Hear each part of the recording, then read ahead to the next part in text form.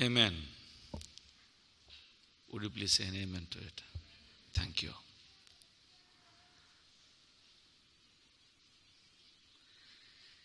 $1,600 ago,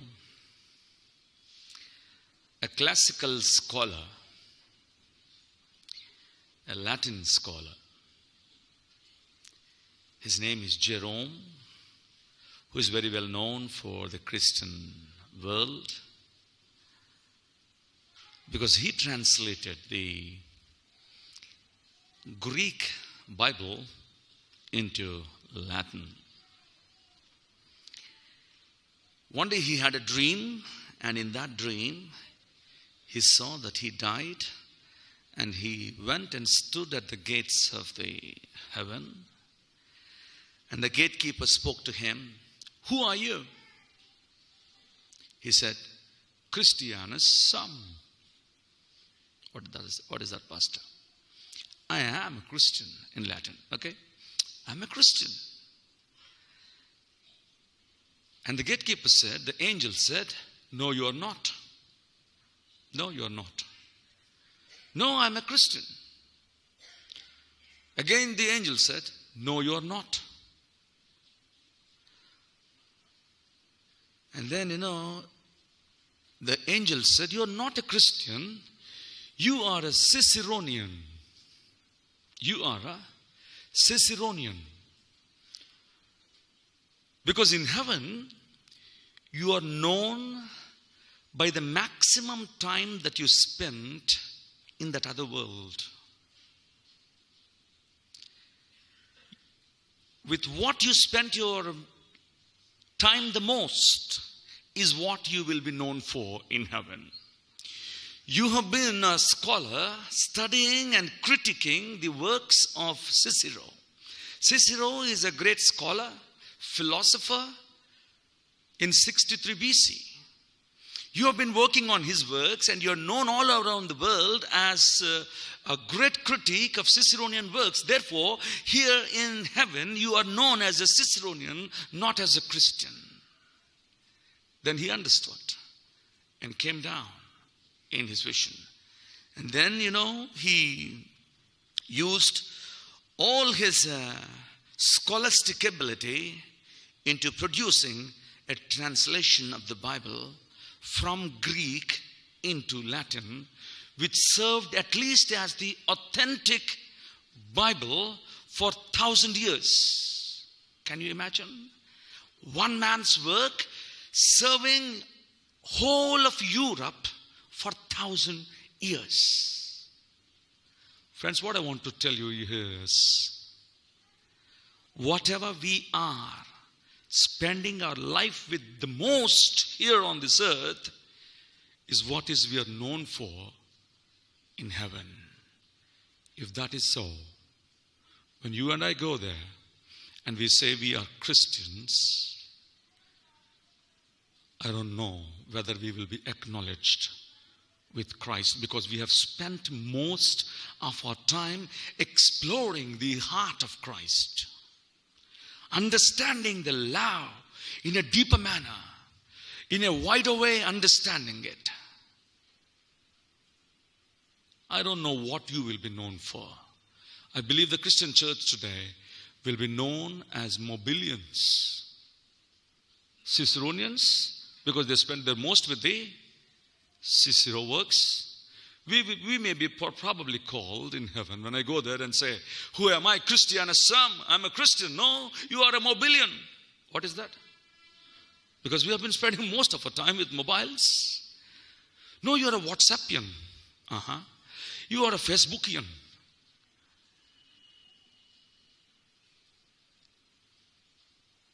You are an ETVian. What is that? Some of us spend most of our time on the ETV serials. Attagar Kodlu, Mamagar Kodlu, things like that. Friends, now, of late the Lord has been laying this burden upon my heart. That's about, when I go there, when I say, "Christian, I'm a Christian," the gatekeeper may say to me, "No, you are a preacher." No, I'm a Christian. No, you are a preacher because you have been spending most of your time in preparing. Never wanted to touch my heart anytime. You always wanted to preach. Imagine the plight of that preacher. Preaching for Christ, yet not knowing the heart of the one about whom I'm preaching. How many of us will be known for the heart of God? You know, friends, the book I'm trying to take us through. The week before last when I preached, I just gave you the outline of the book of Malachi. And this evening, once again, as I read, I saw this very heart of God getting opened with each sentence, with each verse in the book of Malachi. It begins like this, I love you. It begins like this, I love you. And he kept on opening his heart. You know, anyone who says, I love you, we understand that person is opening that heart. Isn't that true? So now, he says in chapter 1 verse 2, I have loved you. You said you did not love us, yet I have loved you. It is like opening up his heart and saying, I love you, I love you. And later, in chapter 2 verse 17 or so, he says, you have wearied me. Which means, what is wearying someone? Hurting in such a way that the person is vexed about us. It is like when heart is opened. This is what happens when the husband and wife are having a quality time. They will open up their hearts when they will hold their hands and say, I love you.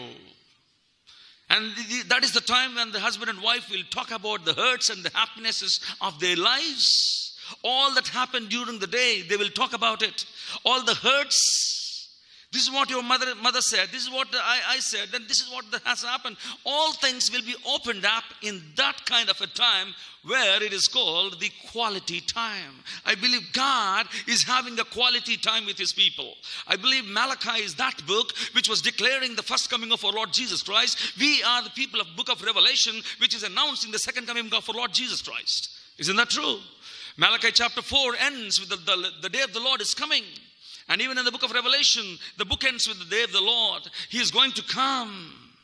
So, Malachi people and we, the Revelation people, are on the same page. And the message comes straight to us this evening.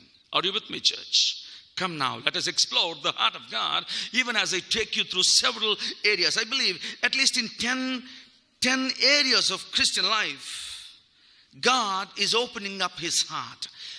All those of us who have Bibles can see in the book of Malachi, beginning from chapter 1, at least in 10 areas, he opens up his heart. And the first one is God opens up his heart on the favor of God upon us. That is where he said, I loved you, right? In chapter 1, verse 3. And then he talks about, his heart is opened about the fear of God in verse number 6 of chapter 1. Fear of God. And then, from 7 to 14 verses, in chapter 1, he talks about, he opens his heart about the form of religion. A form of religion, yet devoid of the power thereof. Are you with me? Form of religion.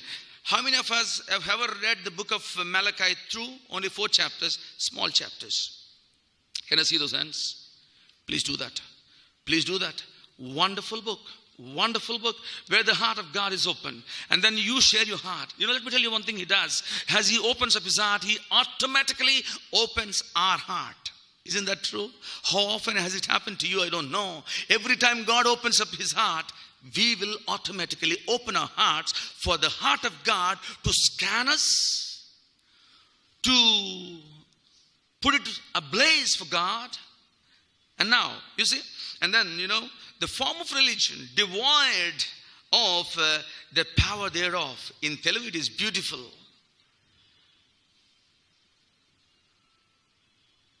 Anna, what is that in Telugu? పైకి భక్తి గలవారయుండి దానిని శక్తిని ఆశ్రయించని వారు. పైకి భక్తి గలవారైగా కనబడి. Exactly. Pastor will do that. In one of the habits that will come in the list, పైకి భక్తి గలవారంగా కనపడతామో, but we have actually not come to grips with the power in that godliness. That's what is happening with Malachi. That is what is happening with the church today. I believe the church would have been a different church here at Union Chapel have we truly, I'm not talking about the people in the pews, I'm also talking about the people on the pulpit.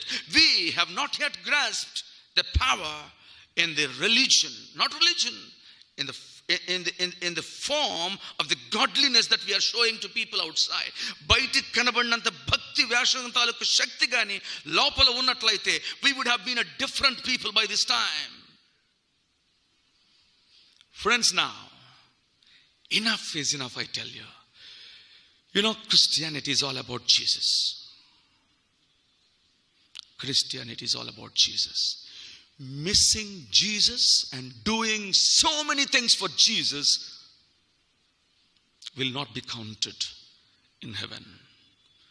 You will be calculated in heaven, the measure of love that you have for Jesus when you go to heaven. Let me also tell you, you and I will be surprised.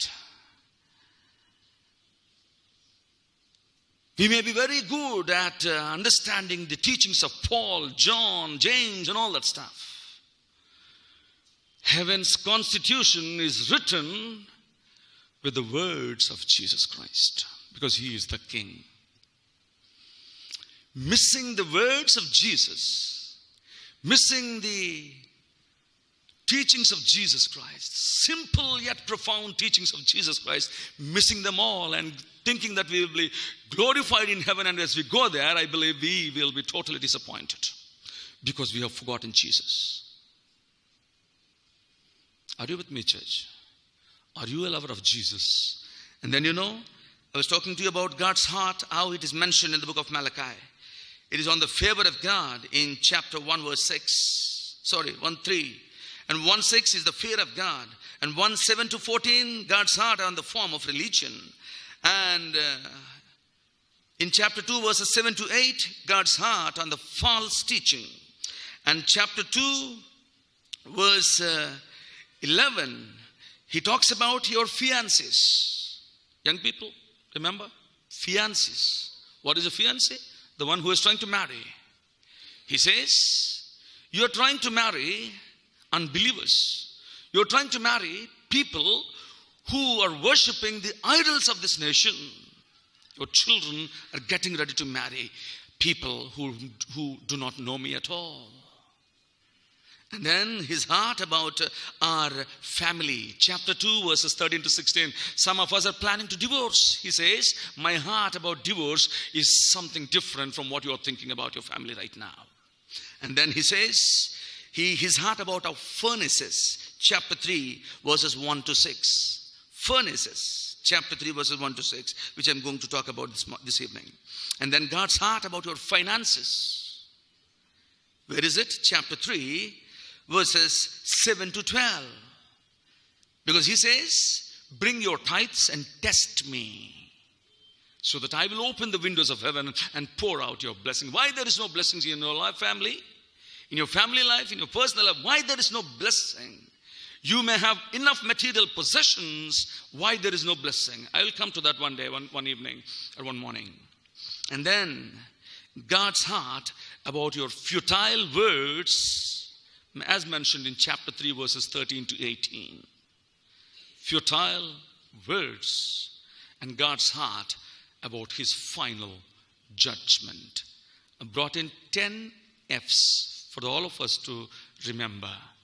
If you're noting down, may I encourage you to go home and do your own Bible study on the book of Malachi. Once you finish it, I guess you will be mastering the book of Malachi.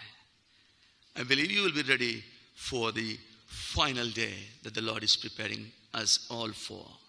Right now, quickly moving on with chapter 3 verse 1. We are looking at God's heart for the furnaces of our lives.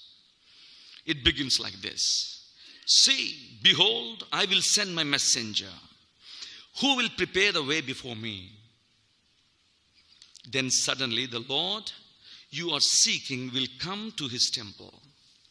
The messenger of the covenant whom you desire will come, says the Lord Almighty. And as he goes down in verse number 3 and 4, he says, then the Lord, verse number 3, part B, okay? Then the Lord will have men who will bring, of course, men and women also, okay, right? Who will bring offerings in righteousness. And the offerings of Judah and Jerusalem will be acceptable to the Lord. As in days gone by, as in former years. After having talked something, he says, then your offerings will be accepted. You may bring great amounts into the sanctuary of God. But he says, I don't want them. I hate, in fact, the great amounts that you're bringing into the house of God. Because, it is not the offering that makes the worshipper acceptable, but it is the worshipper that makes the offering acceptable. Are you with me? Following it? It is not the offering that makes the worshipper acceptable, but it is the worshipper that makes the offering acceptable. That is why he is dealing with the worshipper here in this place. How to be acceptable as a worshipper in the house of God. What is the heart of God in my furnaces is what is being opened here. He says, see, I will send my messenger who will prepare the way before me. Who is he talking about? He is talking about, who is he who will go and prepare the way of the Lord? Who is he?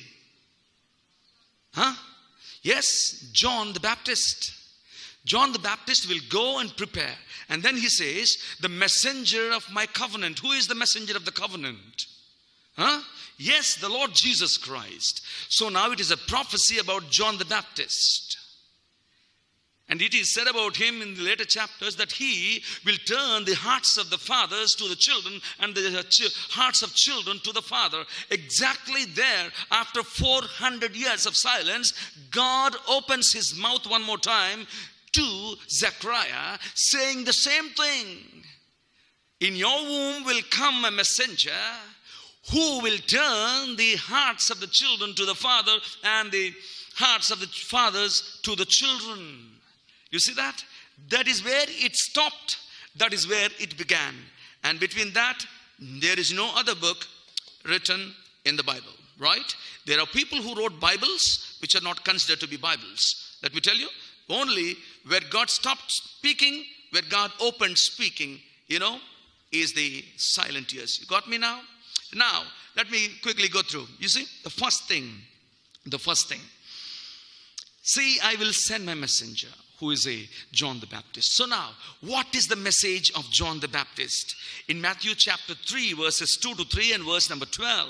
Matthew, 2 to 3 pages after that book. Matthew chapter 2, verse 2 and 3. In those days, John the Baptist came preaching in the desert of Judea and saying, repent, for the kingdom of God, kingdom of heaven is near. A voice of one calling in the desert, prepare the way of the Lord, make straight paths for him. And later in verse number 12, he says, his winnowing fork is in his hand, and he will clear his threshing floor, gathering his wheat into the barn and burning up the chaff with unquenchable fire. Are you with me? He was declaring that the kingdom of God is near, and his message is one single word. He said, repent. Repent. Repent even now. And he declares how the condemnation of God will come upon his people. He says, there is his winnowing fork in his hand, all the wheat and the chaff will be separated. One thing goes into his barn, one thing goes into fire. He was declaring the condemnation. So my first point this evening is this. It is repent for the condemnation, for there is the condemnation from God. Are you with me? What is the first point? Repent, for there is the condemnation from God. I do not know if you have repented of your sins. May it be young people, children, elders, senior most in the church circles. If you have not yet repented, at least now. Looking at the scenario all around us, may it be Kerala, may it be different nations, we understand that the Lord is coming near. His coming has come very nigh unto you. Pastor, we have been hearing it for ages. My father, mother, my grandfather and their grandfathers have heard this and died. And now you say, His coming is near. I don't know about them, but I strongly believe that His coming is near. If not, your going is near. Either His arrival or your departure. Two certainties. Therefore, repent, for there is the condemnation from God. That is how you begin. Secondly, now come now. He says, there will be the one who is going to come, the Lord Jesus Christ. He is called the messenger of the covenant. The messenger of the testament. Who is He? Our Lord Jesus Christ. To understand, my second point is this. Respond to the covenant of God. First thing, repent, for there is the condemnation of God. Second thing, respond to the covenant of God. Please turn with me to Jeremiah chapter 31. Jeremiah chapter 31, verses 31 following. Jeremiah chapter 31 following. The time is coming, declares the Lord, when I will make a new covenant with the house of Israel and with the house of Judah. It will not be like the covenant I made with their fathers when I took them by the hand to lead them out of Egypt, because they broke my covenant. Though I was a husband to them, declares the Lord. This is the covenant I will make with the house of Israel. After that time, declares the Lord, I will put my law in their minds and write it on their hearts. I will be their God and they will be my people. You got me? A new covenant as was promised long before. And the messenger of the covenant, the Lord Jesus Christ, the man who cuts the covenant, is going to come. Let me tell you, church, it has always been, whenever the covenant is mentioned in the word of God, the word covenant is berith in Hebrew. Every time you read the word berith in the Hebrew Bible, it is always berith karath. Berith karath, which means to cut a covenant.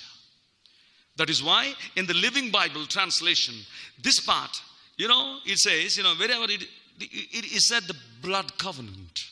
Covenant has always been the blood covenant. To understand the beauty of the covenant, the new covenant, we need to understand the covenant that was made between Jonathan and David.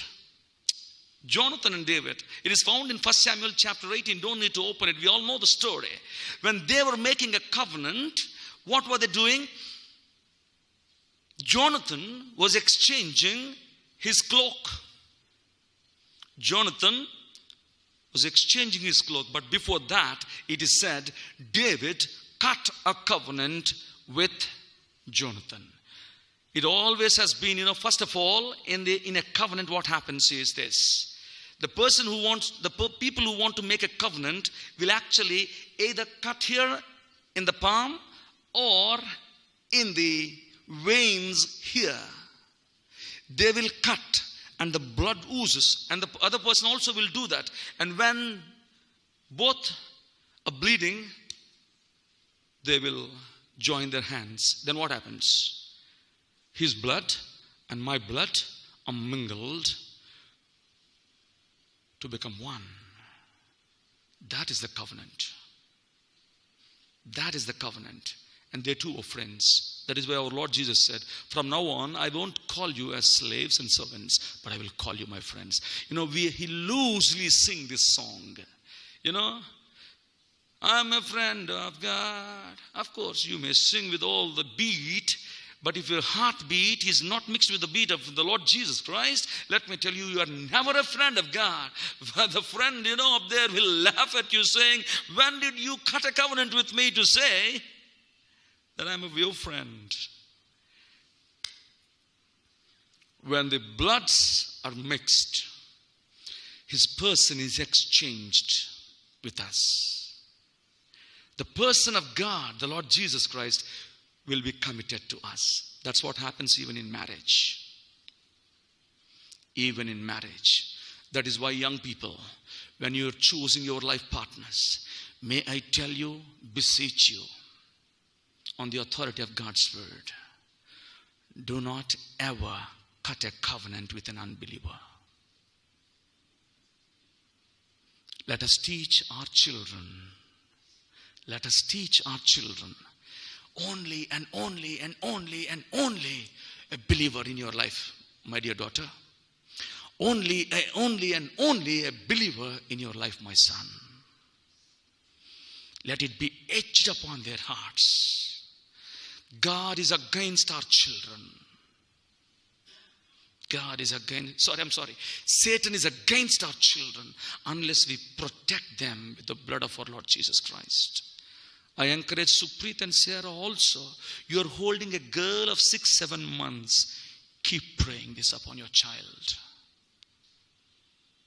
Keep praying upon this your child. Cutting a covenant.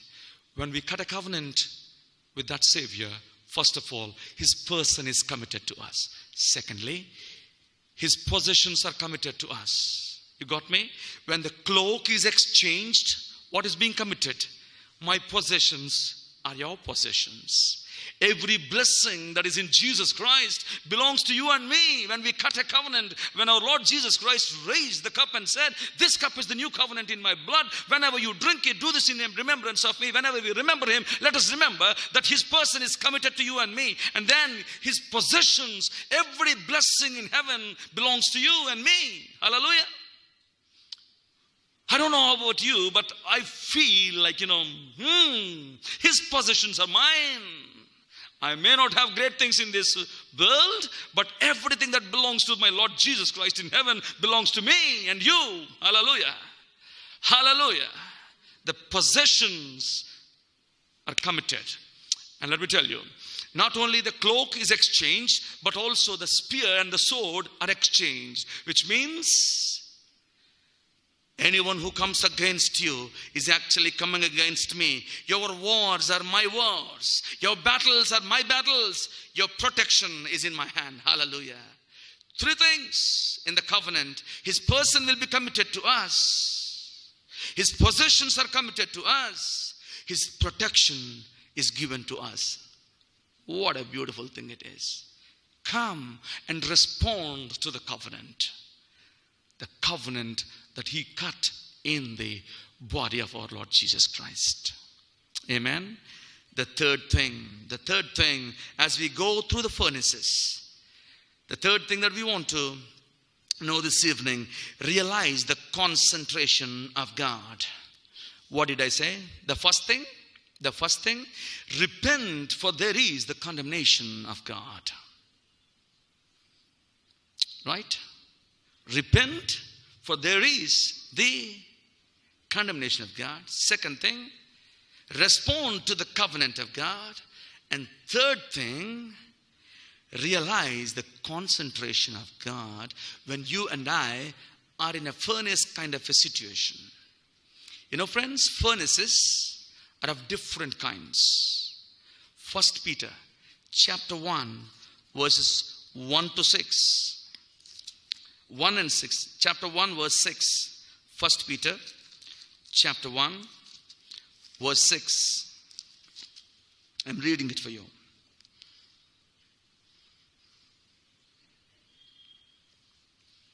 In this you greatly rejoice, Though now for a little while you may have had to suffer grief in all kinds of trials. In all kinds of trials. These have come so that your faith, of greater worth than gold, which perishes even though refined by fire, may be proved genuine and may result in praise, glory, and honor when Jesus Christ is revealed. Friends, he says, trials of many kinds. The word actually is multichrome, multicolored. That means, our trials, our problems, it may be in our health, it may be in our finances, it may be in our family, it may be in our workplace, it may be, I do not know. But in all of them, there will be different kinds of trials, different colored. It can vary in intensity. When we say different kinds of trials, it can vary in intensity. For some it is high, for some it is low. For some it is long. That is why I say they can vary in intensity, they can vary in longevity, they can also vary in variety. Multicolored. Intensity may differ, variety of it may differ, longevity may differ. After hearing the morning message, one of the daughters of the church have come and said to me, "It's been long, Pastor." Yes, for her it may be long. I do not know how long you have been in that kind of a furnace where, things and circumstances and people are with scorching heat that you are not able to bear. Friends, so what is the concentration of God? The word of God says in Malachi chapter 3, he sits there as a refiner. He sits there as a refiner. Refining you and me is the concentration. So, more than our happiness, in our holiness, God is interested in. Are you with me? More than our happiness, it is the holiness that God is interested in. That is why he is working with us with multifaceted, multicolored, multichrome varieties of problems in our lives. In some, it is health. In some, it is job. In some, it is finances. In some, it is the fiancé. In some, it is the family. In some, it is the fitness. In some, it is the finances. So friends, I tell you, I don't know how God is working in your life today.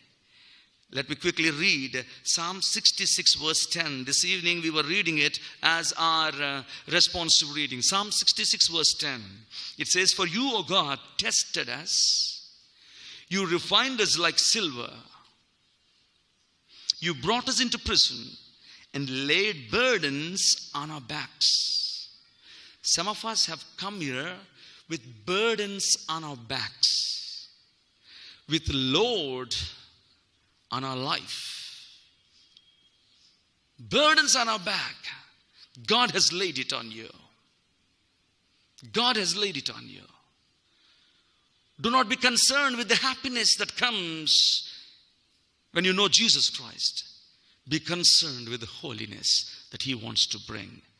That is the concentration of God. God is more interested in the character than the comfort. He's interested more in the holiness than in the happiness. So friends, let me also read for you Zechariah chapter 13. Zechariah chapter 13, just the book before Malachi. Zechariah chapter 13, verse 9. Zechariah chapter 13, verse 9. "This third I will bring into the fire. I will refine them like silver and test them like gold. test them like gold. They will call on my name and I will answer them. I will say they are my people, and they will say the Lord is our God. The Lord is our God. Zechariah chapter 13 verse 9. And then the same thing in Job chapter 23. Job will be just before Psalms. Job chapter 23 verse 10. But he knows the way that I take. When he has tested me, I will come forth as gold. When he has tested me, I will come forth as gold. There is a beautiful song in Telugu written by Esanna garu. Nenu velle margamu na Yesuke teliyanu. శోధించబడిన మీదట నేను సువర్ణమై మారెదను. The faith that is not tested cannot be trusted. Faith that is not tested cannot be trusted. Friends, the fourth thing that I want to bring to us this evening. First thing I said, repent, for there is the condemnation of God. Secondly, respond to the covenant of God. And thirdly, I said, realize the concentration of God is not in your happiness, but in your holiness. And fourthly, relax in the compassionate character of God. Relax in the compassionate character of God. You know, friends, he sits there like a refiner.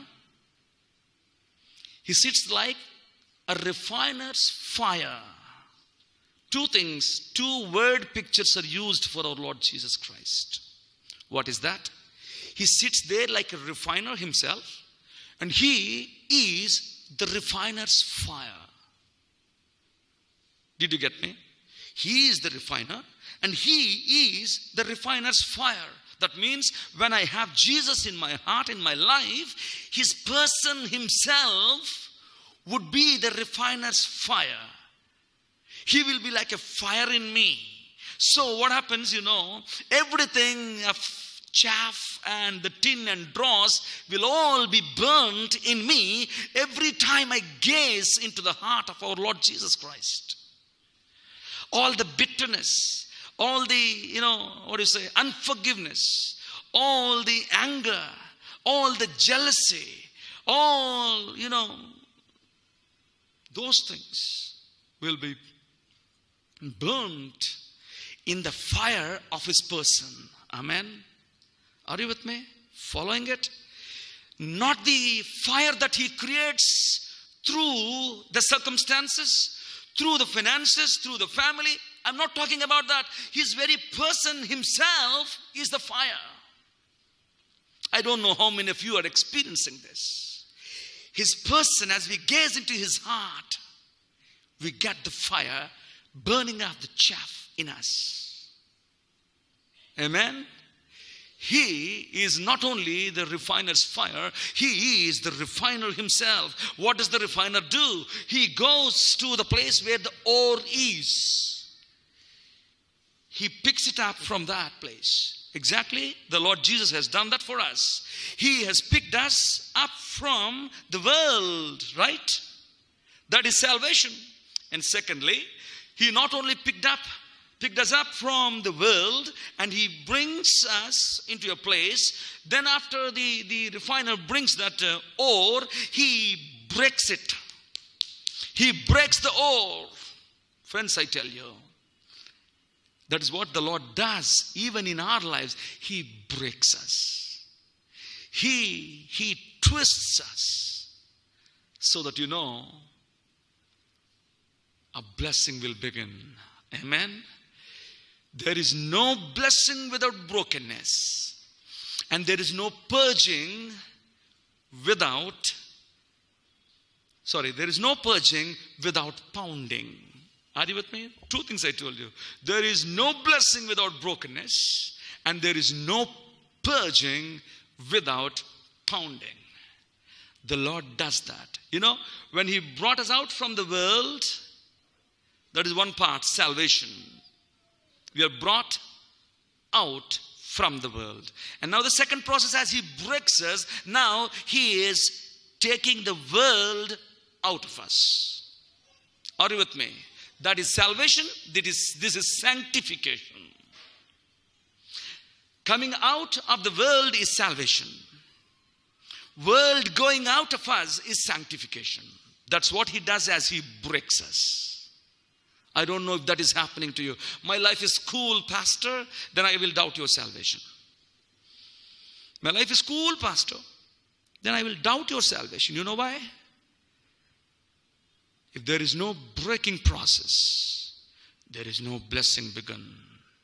If there is no pounding process, there is no purging began in your life. Are you with me? Are you with me? This is the way the Lord works. Not as the world on the TVs talk about. I have read a beautiful poetry in Telugu. And I have also posted it on the WhatsApp for all of us to read.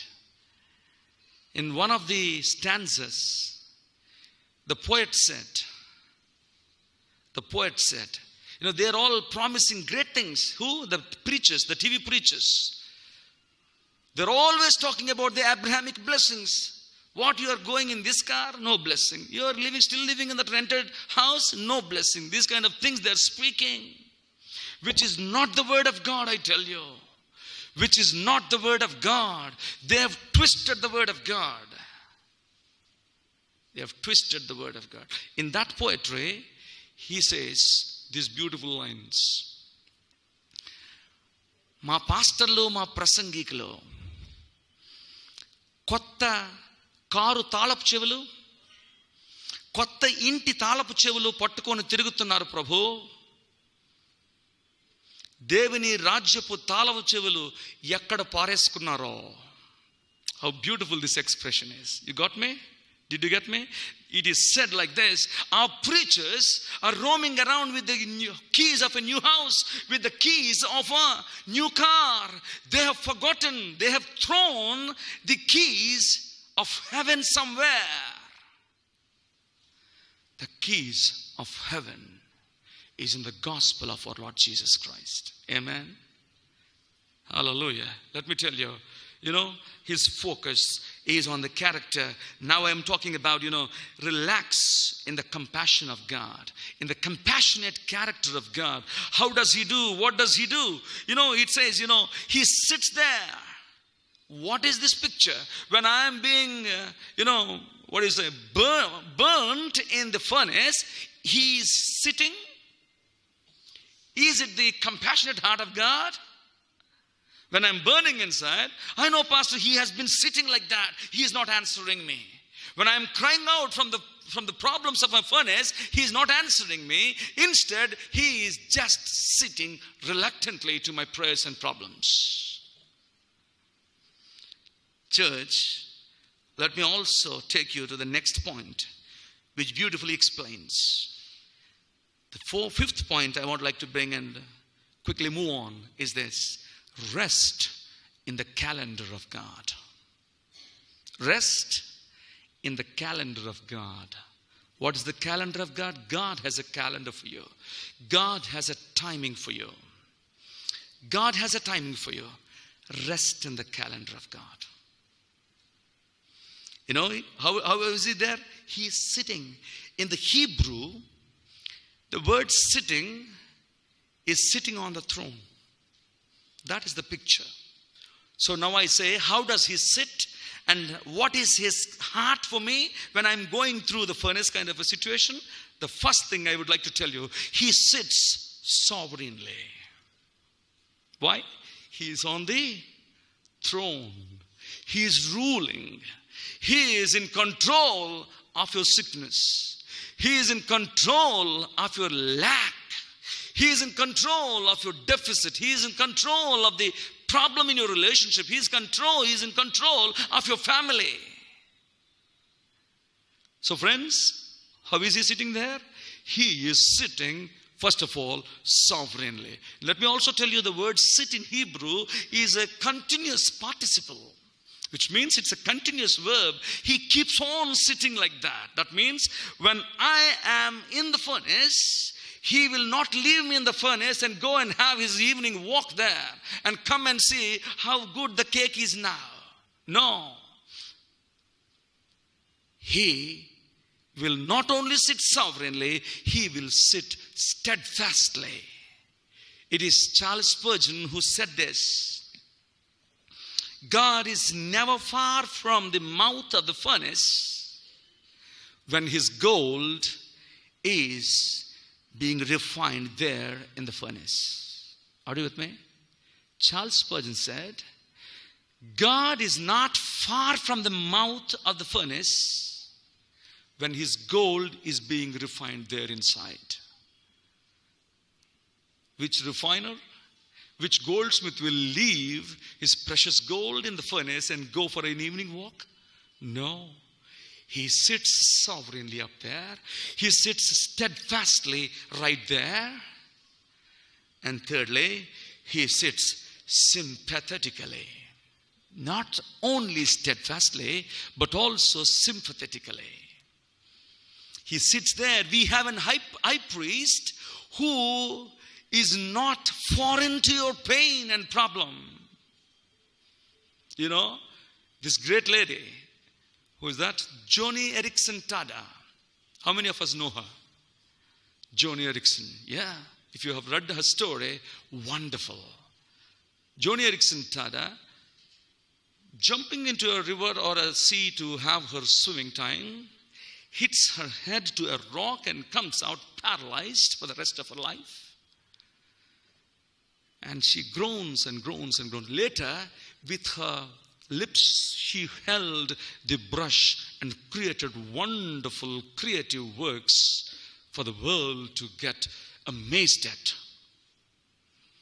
That lady, she was complaining about when the high priest, our Lord Jesus Christ, when you say that he is sympathetic, how does he know my paralysis? Not able to move. Her friend came and whispered into her ears this wisdom. Our Lord Jesus, creator of the universe, on the cross, in a way was paralyzed. When he was up there, he could not move. Right now, you are not able to move in your own life. He knows what it means to get into an immovable position. And he can understand you. Her life changed when she understood that there is a sympathetic refiner. Are you with me? When you are going through a problem right now, he knows it. He knows it. Not only he sits sovereignly, sympathetically, steadfastly, he also sits sanctifyingly. He sanctifies us through the process. Not only does he sit sanctifyingly, he also sits there strengtheningly. Why do I say that? There is this man, the great apostle, Paul. He complained, he cried to the Lord, Lord, will you not remove this thorn from me? And the Lord said, what? My grace is sufficient for you. It is grace that strengthens us. It is grace that enables us when we are going through tough times. When going through a crisis, crushed, squeezed from all sides. Let me encourage you. The grace of God is available if only we can tap to the grace of God. Grace not only saves us, grace also strengthens us. Whatever you are going through today, let me read it for you. It is shared by Ravi Zacharias in one of his sermons, which I liked so much. He shares about this lady. Annie Johnson Flint was one of the greatest hymn writers. If you have read her biography, it is called The Making of the Beautiful. Making of the Beautiful. Written by Roland Bingham. She was born as Annie Johnson shortly after her Both the parents died. This orphan was raised by the Flint family, and she is known to the world as Annie Johnson Flint. She suffered a lot in her life. She got rheumatoid arthritis till she was twisted up in bed for many years. She had cancer inside of her. She was incontinent, and she lived on diapers. And later, blindness started to overtake her. Roland Bingham said before she died, from head to toe, she had many boils and marks on her body from living in bed, that she needed 8 pillows just to cushion her body. And she wrote this beautiful hymn. Follow me carefully here. Beautiful hymn. You can find it on the YouTube also. He giveth more grace when the burdens grow greater. He sendeth more strength when the labors increase. To added affliction, he addeth his mercy. To multiply trials, his multiplied peace. When we have exhausted our store of endurance, when our strength has failed and the day is only half done, when we reach the end of our hoarded resources, our Father's full giving has only begun. His love has no limit. His grace has no measure. His power has no boundary known unto men. For out of his infinite riches in Jesus, he giveth and giveth and giveth again. What does he give? Grace. Friends, I do not know what you're going through right now. Let me just conclude like this. As you do this, how to relax in the calendar of God, let me remind you one more time. I keep on doing this to all of us. When you are in the furnace, God has his eye on the clock, and God has his hand on the thermostat. Thermostat regulates the temperature.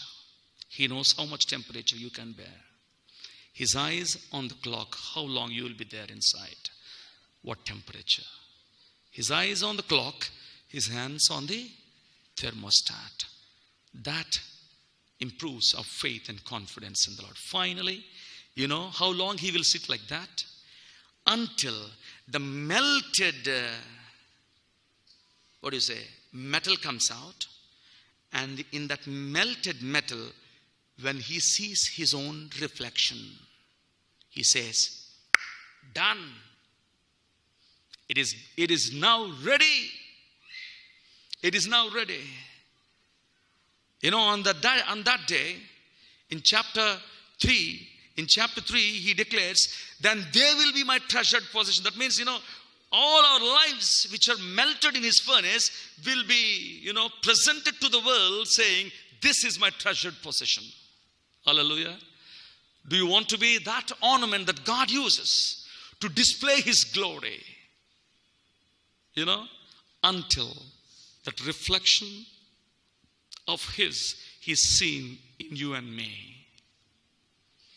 This beautiful song William often sings. Pardon me? Yeah. No. The reflection of our Lord Jesus Christ. Huh? I like the beautiful song. This morning you sang that as a vesper. Let the beauty of Jesus be seen in me. All his wondrous compassion and purity. Let it be seen in me, Lord. So now and quickly, the final principle is the reflect the Christ-likeness of God. Reflect the Christ-likeness of God. Are you with me? How many times do we miss the beauty of this God in us? How many times are we focused on the beauty of this Savior? All his wondrous compassion, purity, are they seen in me? Are they seen in you? Actually, when the rubber meets the road with the problems, that is where he wants to see the reflection of our Lord Jesus Christ in us. Repent for there is the condemnation of God. Then, I want that quickly. Respond to the covenant of God. His person will be committed to us. His possessions are committed to us. And His protection is committed to us. Your battles are His battles when you partake the covenant. And then, relax in the compassionate character of God. Realize the concentration of God, which is not your happiness, but your holiness. And then rest in the calendar of God, because He sits right there steadfastly, sanctifyingly, sovereignly. And then, how does He sit there? Sympathetically and also strengtheningly with His grace. And finally, reflect the Christ-likeness of God in and through the furnaces. This is what is God expecting in and through us. May God grant us the grace. May I request Pastor to close in a word of prayer.